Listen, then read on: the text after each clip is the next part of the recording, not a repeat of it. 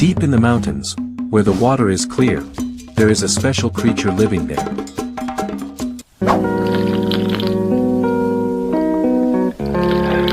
The creature is performing a traditional ritual in honor of its ancestors. The ritual lasts for 420 minutes.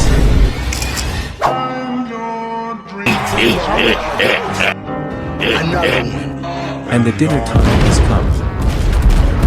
The creature is looking for food for dinner. The creature found a wild chicken. Today's hunting is very successful.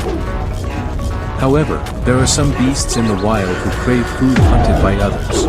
And the beast never miss an opportunity to steal the food. The creature's roar echoes throughout the wild. Yeah, I know it's hard to remember the people we used to be. And the night in the wild deepens.